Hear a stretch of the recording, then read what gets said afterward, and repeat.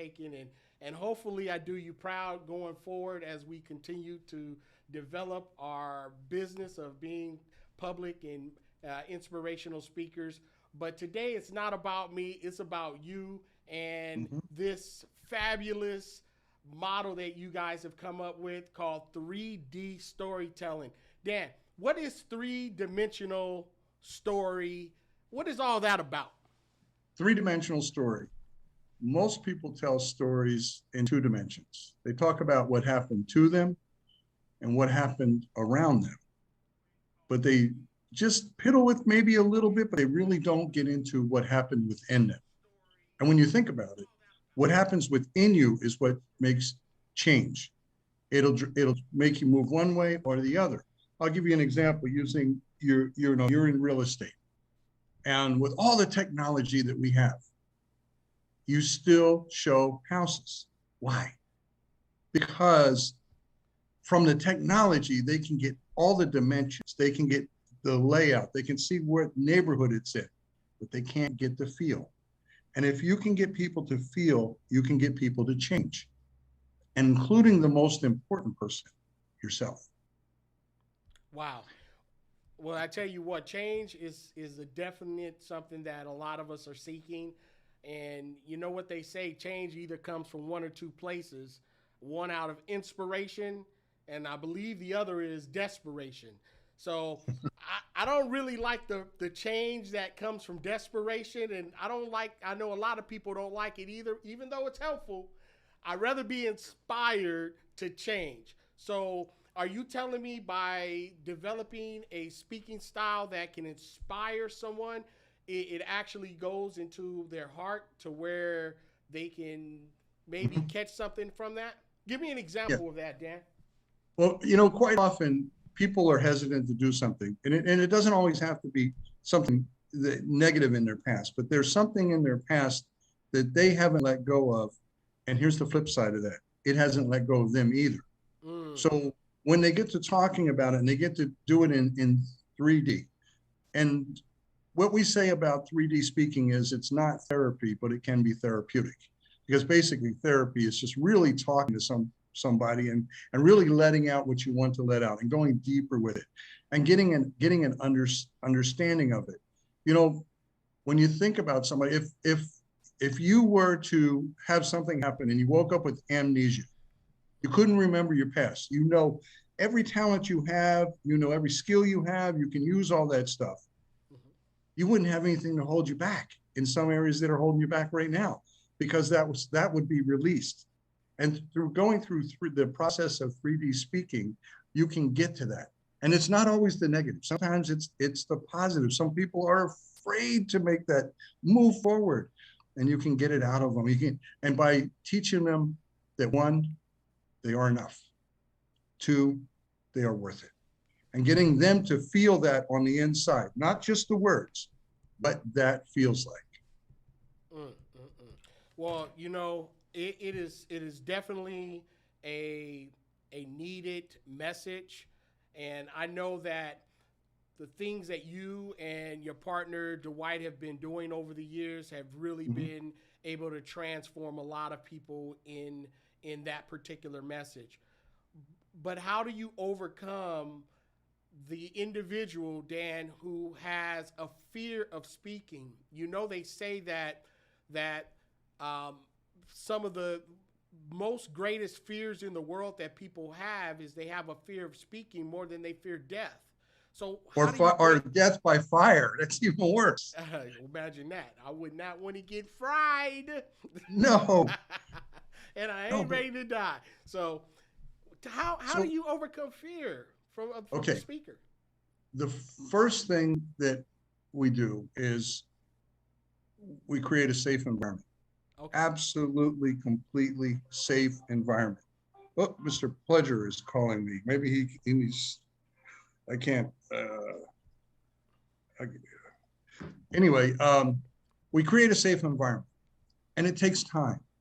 You can't rush people into it. It's not like you can say, okay, here's our agenda. On day one, we're going to do this. Day two, we're going to do this. Three, four, five, six, seven, whatever it may be.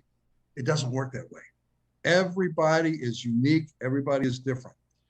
If people don't trust you, they won't share with you. If they don't feel safe, they won't share with you. They won't even share with themselves. And that's more important than sharing with us. And we do it in absolute, complete confidence. We do not, no matter what it is, whether it's their fears or their dreams, whatever they're sharing that they weren't able to share before, we keep it. We do not say a single thing about it until they give us permission to do so, because it's not about us talking about what they need to talk about. It's about them talking about it. And we give them the confidence over time.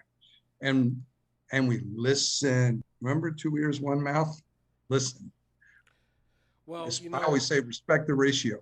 Well, and it's so hard to respect the ratio because a lot of us we like talking about ourselves. So that's why I created the show, Share the Stage, in order to assist those speakers, authors, coaches who are interested in telling their own story. Since we are talking about story, Dan, can you give us a little bit of your story? My story. Well, I'm the oldest of 5 kids, and I grew up in an alcoholic environment. And I think I didn't realize it when I was growing up, but I'm pretty sure my dad was bipolar, or at least suffered from depression. So there was a lot of distance, and there was very little talking. To be honest with you, uh, I had to get in really bad trouble to and have this big blow up, which may be, go get the belt, go get the switch, deal with the fist, until we got past that to be able to talk. So I wasn't able to talk to my father. And in fact, I didn't know how my father felt about me until 2 months before he died.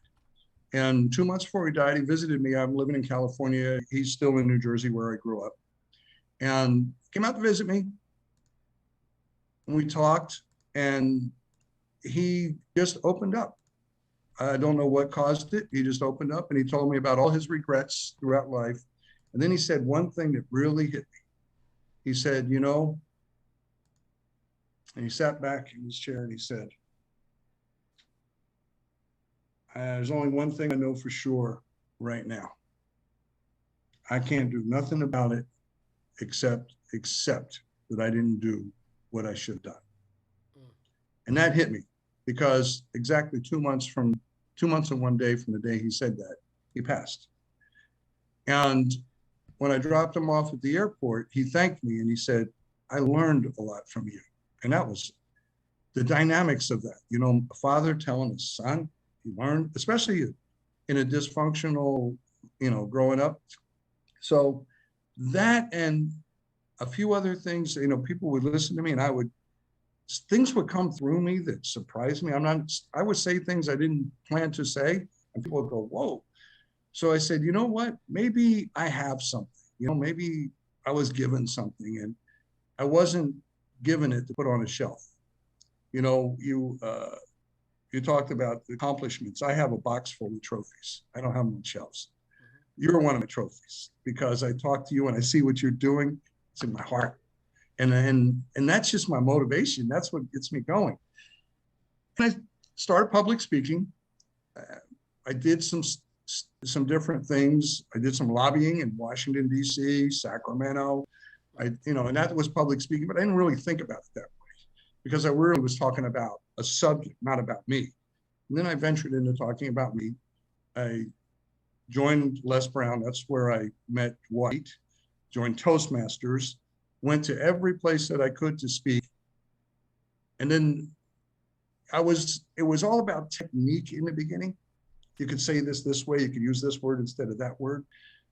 And that's where Dwight and I bonded, because we both looked at each other and said, that's not all there is. It's not all about the words. It's not about how you say them, when you pause. It's not about all of that stuff. It's about the stuff inside of you, and just having the ability to just talk to another human, to where the other human listens, and for a moment, the rest of the world disappears, and it's just you and that other person having a conversation, whether that other person is one person, 100 people, or 1,000 people. Wow. Wow. That's a powerful story, and I see where you took me 3D, because when you started talking about your father, I can relate to your father in a sense, because my father was also a recovering alcoholic and who passed. And I'm thinking, it may have happened because of those habits that he may have had. He was a Mhm. great man, and there was dysfunction. I think a lot of us, like you said, we come from a dysfunctional household. If we don't Right. think we're dysfunctional, just look in the mirror. You got some dysfunction, guaranteed. The question is what are you going to do with that dysfunction, and how do you do better? I think we all want to do better. Sometimes we just don't know how to, because we get so set in our ways that change can be difficult. Um, When you talked about dysfunction, I used to hear that a lot. And what I heard was, you know how to behave, you just choose not to behave that way. And that's what dysfunction is. And I don't see it that way. Dysfunction is lack of knowledge on how to function, lack of confidence to function the way that you want to function, the confidence to honestly, openly tell somebody. I mean, I used to get beat up by my dad just to hear him say, I love you. hmm, And I don't see that as dysfunction. That was the only function I had. And I chose to use that. And it, and later on, it's about bringing other things into your life. It's if there's an old saying, if all you have is a hammer, everything is a nail. And so it's about putting different tools in your toolbox, in your heart, and gaining that confidence within yourself. When I'm saying this, it's not just about family. It could be about sales. It could be about your professional life. Just having that confidence. That when a professional ball player gets into a slump, do they lose their skill? No, no. they still have every ounce of skill they had before they got into the slump. Something's going on internally. So it's about getting past that, getting out of that, and remembering and owning who you are, flaws and all, flaws and all. Hmm. Own it all. I am who I am because of what I went through. And I've been asked, if you could go back and change anything, what would it be? And I have to say nothing, because if I change anything, even if it's 10 seconds, it changes who I am today. And I Yeah, don't want that. I want to keep going on the path I'm on. that is so true. That is so true, and I feel the same way, because we are who we are based on our past. Now, you've also written a book, and in Mhm. what's the name of the book that you wrote, Dan? It's called The Secret Path to Wisdom. And it's kind of a unique book because I wrote it with the intention of having a co-author. And the co-author is everyone who buys the book. And in fact, there's even a page inside where it says, it has the cover, and it says by Dan Smith, and there's a line for you to put your name when you're done. It's really, I just want to expand the thinking on people, to just open their mind up and see where it goes. I love that. I don't want people to follow me. I want people to look at me and go where they go and take it where it goes with them. And I just love that. And I'm going to turn it into an interactive website so that I can start collecting. And I'm really interested in seeing how people address things, whether they're different by different ages, gender, where they live in the world, education level, whatever it may be, to see how they interpret the same thing differently. That fascinates me. Well, we are different, and we all come from a different type of backgrounds. Oh, I haven't had the pleasure of reading the book yet. I'm sorry. I'm sorry.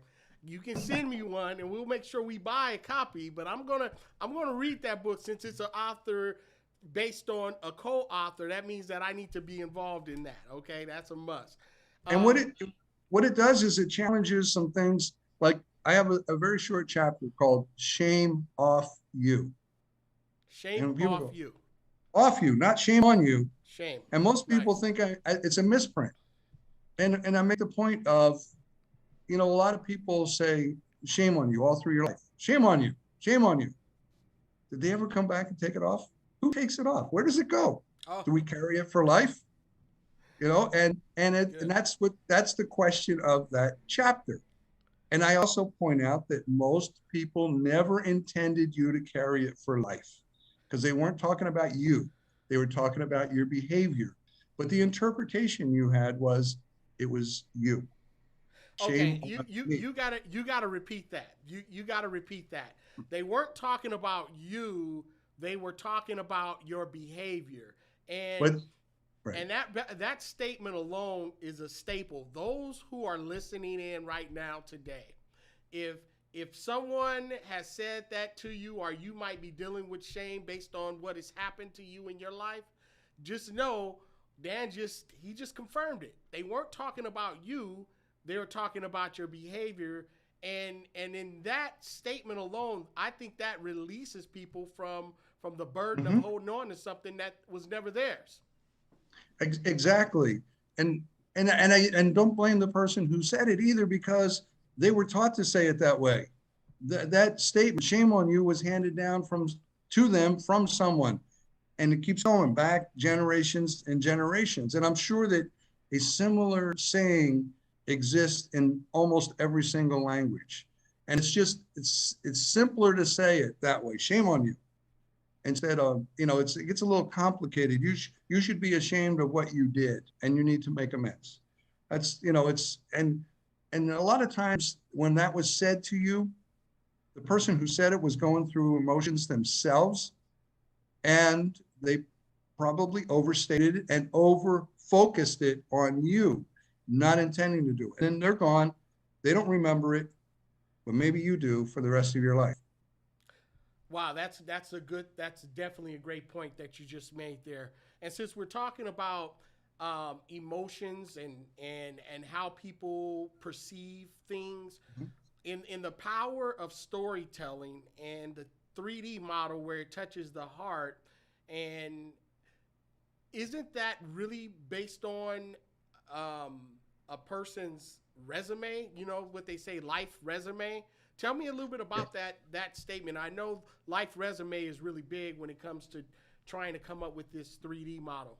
Right. We have a tool called the life resume, and they what they do is they fill out things that happen through life, and they can use 3 words or 3 sentences. It doesn't matter. We don't want them to get real deep into it. These are just key events that happen. And what's interesting about that is that sometimes people will write down something and say, I totally forgot about that until you asked me to write it down. But as we go into it, we find out that even though they think they forgot about it, it is still impacting their behavior today, including, and it's not just a negative. Some people are not successful, not because they don't have the skills to be successful, because somewhere deep inside they don't believe they are worthy of success, and they sabotage themselves. They quit. Oh yeah, I was working on that and I almost finished it and I put it aside. I need to get back to it someday, and I will. And they tell themselves these stories that they know as they're saying them, the probability of that happening is very slim. And why did that happen? It happened because of something in their life experience resume. And it may have only taken a few seconds. It may have been something that a teacher said to them. It may have been something that just a feeling they got. Maybe nobody said anything. They just got this feeling that they really can't explain.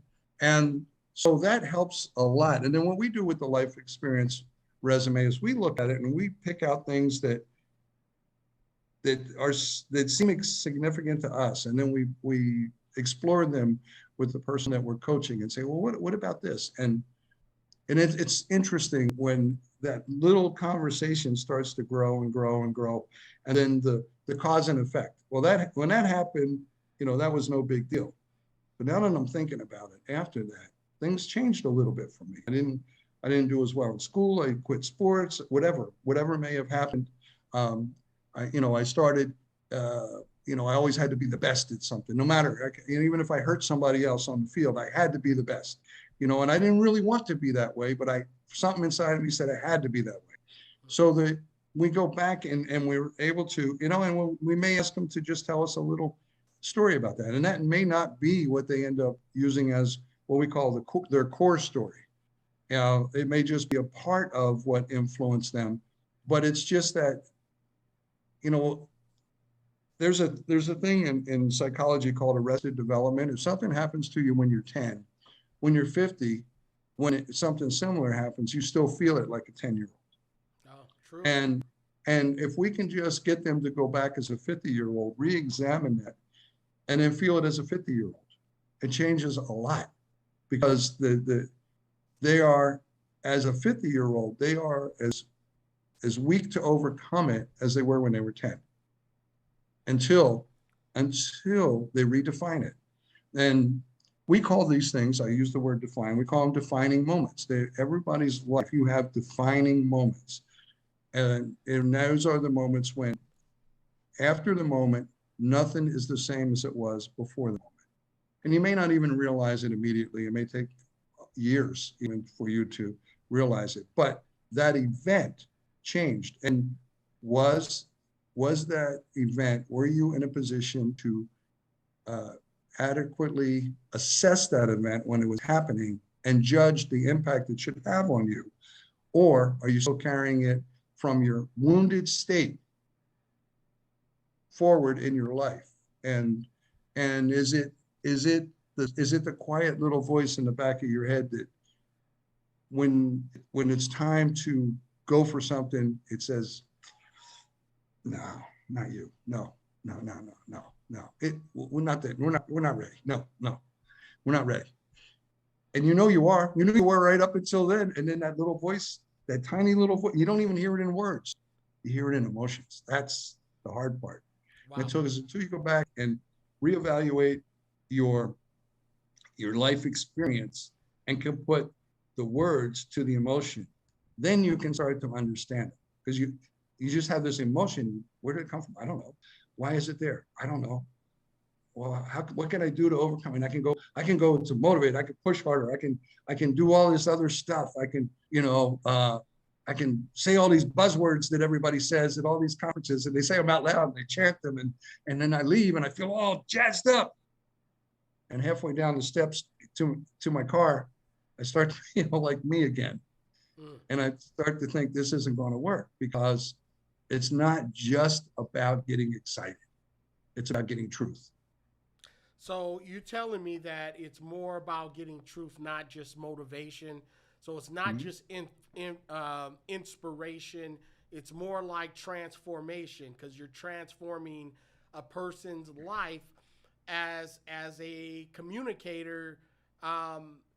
It's sometimes it's like we're walking the tightrope. Like you said, you may want to expose a certain side of you that you haven't exposed before. So as a speaker who is just getting started, how do they find their authentic self? Because it sounds to me like when you're going through this process, you're really searching for your authenticity as a speaker, somebody who can just really lay it out. Yeah. When somebody's just getting started, all that I talked about before, how to form sentences, how to do an opening, a middle, and a conclusion, we call it a genesis, journey, and resolution. And a genesis is more than the beginning. It's, a genesis is a formation. It's how it began. Quite honest, we don't coach everybody, because some people aren't ready for that yet. They need to explore that for a while. They need to decide if they want to do that. But a lot of people, even though it seems like they're early on in their speaking development, they have internally been speaking to themselves for years. And they have been looking at these things and looking at what's going on. Why is public speaking the number one fear on surveys, ahead of death by fire? I cannot even, when you say that out loud, it makes absolutely no sense. But public speaking comes in first. And what people don't realize is two people talking to each other is public speaking. You don't need a crowd. They don't need to be strangers. It's public speaking. And there's something about putting something outside of yourself and having it come back around into your own ears that is therapeutic and is healthy. It allows you to put a value on it decide if it helps you, decide if it harms you, decide if it's neutral, decide if you need it. It does a lot of things for you. So we're really looking for, if someone is just looking at, I want to be able to talk in front of a classroom, or I want to be able to teach my lesson. That might not be someone that really wants to get into 3D at this moment. But again, it might be, because stories move us. I was trying to remember his name. I forgot his name. Just jumped out of my head. That did the Olympics. He wrote a book, Stories Tell, and he sold the Olympics not based on finances. The city of Los Angeles would not have had the Olympics back when Los Angeles had it, would not have based on finances. He sold what it did to the image of the city. You know, Muhammad Ali, when he was boxing underwater, he never trained that way in his life. He just did it kind of jokingly, but it left such an impression that people thought, this is how he gets what he does. You know, Michael Jackson wanted to make a movie, and they said, what do you know about drama? And he took them upstairs to where he had a snake in a cage, and he dropped a mouse in, a live mouse. And he said, watch this. He said, that's drama. And it's about getting in touch with things and learning how to use them. And if you want to do that, if you want to use that as a teaching tool, it's totally appropriate. So that's what I was saying before. It's not just about solely personal growth. It's about how you choose to use it, whether it's in sales, teaching, marketing, whatever it may be. You know, people buy from people they know and trust. You know, there are some people, yes, they do the fast talking pitch man on with that spray stuff that's supposed to seal all kinds of leaks and doesn't work, but they still buy it. There is a market for that type of person, but there's also a market for somebody who wants the truth and will invest in you. Because if you sell something to somebody, they invested in you. They invested their trust in you. You're absolutely right. People want to buy from people they know, like, and trust. It is so true. Right. And the power of story, and to be able to tell someone your story, even as I'm a real estate agent, which is one of my hats. Mm-hmm. And I tell people the story on how I actually got involved in being a real estate agent, which is a serious roller coaster ride. But when you are in the process of telling a story, you mentioned something about the genesis, the journey, and what was the final aspects of it? The resolution. The resolution, which is the resolution, not the conclusion, the resolution. And close. Resolution. Okay. Right. Now, how did it resolve? How did you resolve? I follow you. So as a professional speaker who is now developed your 3D story, would that story be considered a signature story per se? You know, I'm not sure that people have one signature story. Okay. I think they have. I think some people have. I think signature stories come in levels. And there may be one that's at the top, but the others are relevant, and they can be used at different times. My signature story is not complete yet because I'm still alive. And every day, every experience, including right now, this interview with you, is going to alter my signature story. But one thing, before I forget it, that I want to say, when you were talking about sales and telling your story, knowing your story, being able to tell your story also does something else. It opens you up to listen to their story. And that's when you listen to somebody, that's when they trust you. That's when things change. If they don't believe, if they believe that you're just there to sell them a house, you don't care who they are, you don't care how much money they have, you're going to do whatever you can to get them in that house, they want to get away from you.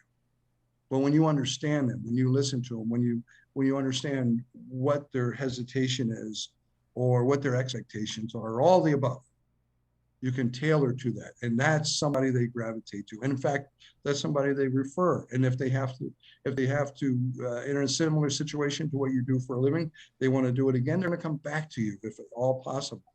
If they're in the area and they know where you're at, they're going to come back because of that relationship and the bonding that that relationship created between you and them, even though to some extent you barely know them.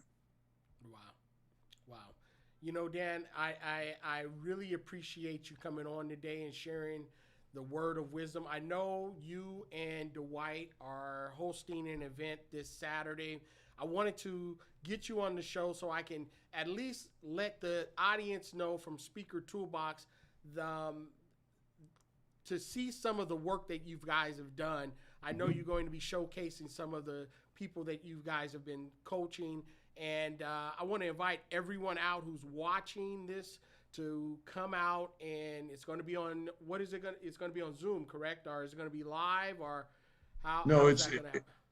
it's going to be on Skype, and I don't happen to have the link immediately with me, but I can send it. Okay, if you can put the link up. Yep. It's absolutely free to anybody, and we're not going to end with a great big sales pitch.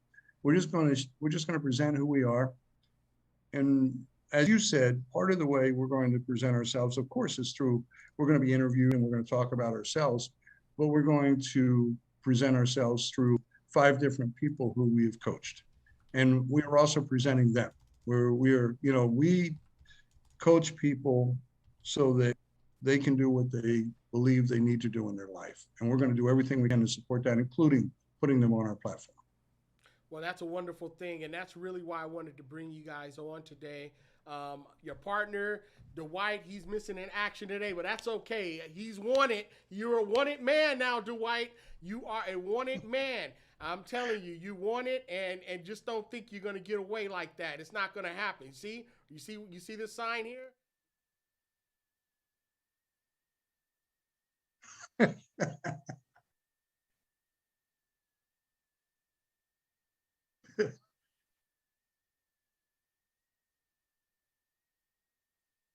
And you guys, hopefully we can get both of you on, because you are wanted now, Dwight. You are wanted.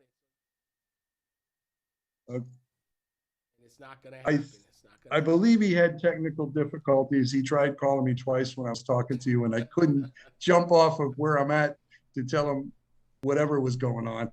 It's okay. So It's okay. remember, we are immigrants to technology. You were born into it. Well, I So tell you what, we've been working together for quite some time. For those of you who are not aware of it, I am their tech guru to assist in making sure productions go smoothly. So, Dwight, I couldn't make it today because I was on my show, but next time I'm gonna be there for your show. We're gonna make sure we have no more technical difficulties, my man. We can't have those, all right? That can't happen. You know, I want to thank everyone for being part of the show today. Your time is valuable. I do not take it for granted. Dan, your time is valuable, and I don't take it for granted. Time is our most valuable asset. I think it's very important that we learn to invest it wisely and stop spending our time on things that are not bringing a return. But I believe it's very important to invest our time in our network, our friends, our health, our learning, and this particular time is well invested. So I hope you guys got something out of today's show. Dan, how can they reach you? How can they reach D&D Coaching and Solution? oh man, I was counting on Dwight to have those codes with me. I'm at my son's house. I have the information. All right. I'm your tech guy. You can reach them. I'm going to be posting on this video shortly. I'll go ahead and put a link there to the actual conference that's going to happen. Come to Speaker Toolbox at facebook.com/Speaker Toolbox, and you'll be able to see a link to the up and coming event that's going to be taking place this Saturday. I believe it's going to be early morning, around 10 o'clock, 10, I believe. 10 to 2 Pacific time. From 10 to 2, so that's pretty good time, 4 hours. You guys are going to hear some dynamic speakers. I hope you guys took some notes today. And Dan, when can we get you back on the show? When can we get you back, man? Because you know I'm gonna be calling you. All you got to do is call me, man. All you got to do, and like you said earlier, I just wanted to say for those who want to be successful, there are things in life that you can't do. So just like we surrounded ourselves with Chante, surround yourself with somebody who can do, and together you'll get it done. Amen. Amen for that. And invest in yourself, okay? Invest in yourself. Mhm. And coaching is very important. So, I wouldn't be who I am today without men like Dan, Dwight, and a host of other mentors and coaches who've poured into me and helped me have the confidence that I'm having today. I did not start off like this, trust me. My stomach turns every time I speak. And I'm sure yours do too. So I want to thank you again, Dan, for just being part of this show. Um, Talk to you soon, Speaker Toolbox community. I hope this was helpful. Make sure you guys share, like, leave a comment, and tell me two nuggets that takeaways that you got from this conversation today with Dan Smith of D&D Coaching and Solution. Thanks a lot, and we will be talking with you guys on the next show next week. Bye for now. Thank you.